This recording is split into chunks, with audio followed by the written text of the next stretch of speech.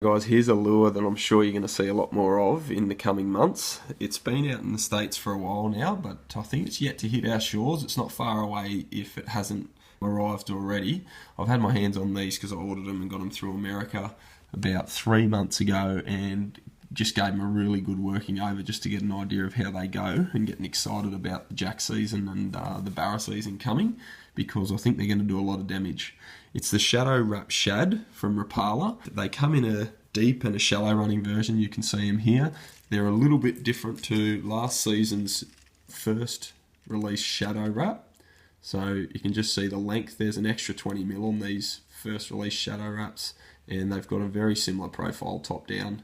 You can see that. So they're a very similar design, but obviously resemble a different bait fish. This first one being like a gar or a mullet, and these ones now being like a juvenile whiting and like a herring.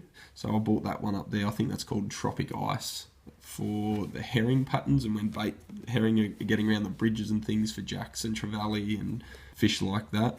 This one's more of like a little baby whiting, which is perfect for those mangrove jack and barra and flathead.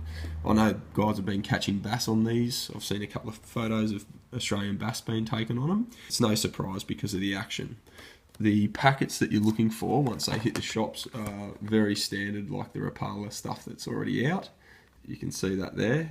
These are slow rising, but what you can do if you're after a suspending lure is just chuck on. I've got a 3 times strong saltwater gauge treble there, and what that does is just give it a perfect suspension.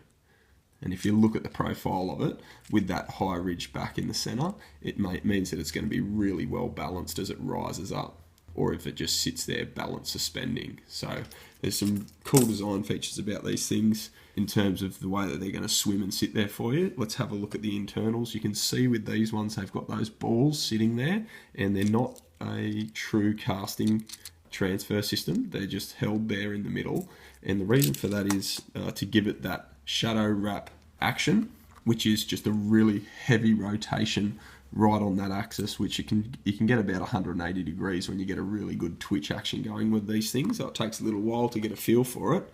They will turn right around and look back on themselves. Same with the first ones, those shadow wraps, they can do it as well. They're very similar, but just a little bit smaller. These are the 90mm body sizes. There was a little bit of a question I saw in some reviews and did some research on the bigger ones being a little bit weak through the body under pressure. So guys were compressing them just like a fish would compress them, and I could see in some videos them cracking and things like that. But I've never had that problem, and I think it'll be even harder to do with these smaller ones as well. So I think if you're worried about that, it's going to be less of a problem with these ones. I would upgrade these hooks because they're just very light, unless you're just fishing for flathead, bream and bass. But for jacks and trevally and barra, you're probably going to need to go a little bit bigger in Australian waters. The externals, oh god, I love these things, mainly because of this lateral line and this foil that sits under that scale pattern.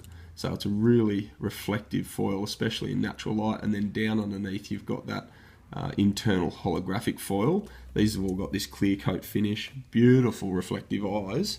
I'll just show you. I hope you can pick some of this up. I'm not sure if it's going to show. This is a UV light, so it's showing a little bit there of that sort of UV glow that it's got from the underside.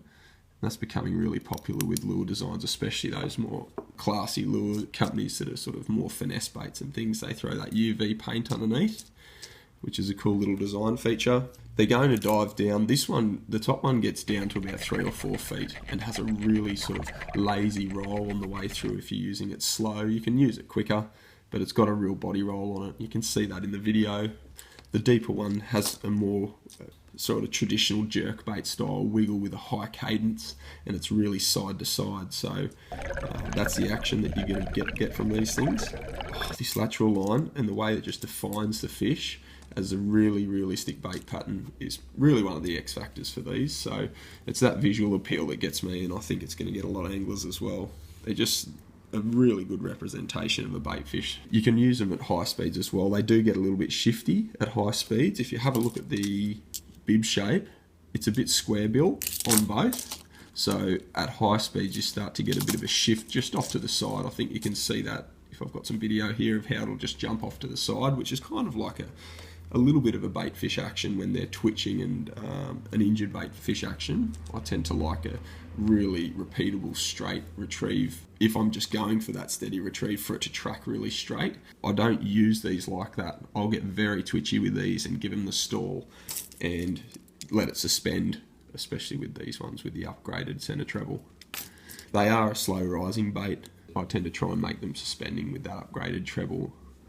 The castability, because it's not a true transfer system, isn't great in the wind. There's plenty of weight there to get some distance, but they will fly about a little bit just because of the balance of the ball system while it's in the air, and with the bigger bib too. They're not awful, but there's definitely better casting lures out on the market at the moment if that's really what you're after, casting in hard against, deep in undercut structures and stuff like that. But the price, I think they're going to be around that $20, $22 mark. Same as what most of the Rapala gear is that's out. But these are really a step up from what you had with those X-Wraps, the finish on the X-Wraps, and before then the old Husky jerks and things like that. These are definitely a step in the right direction in terms of visual finish and their appeal. I will use these things basically when the bait matches and when I'm looking to get that really clear water and convince a fish in really clear water, just because they've got that finish that'll do it.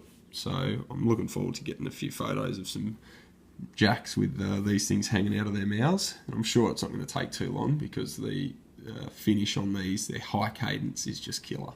So that's the Shadow Wrap Shad. They come in a whole range of colours. You're going to have a look on their website for it, but that's it there.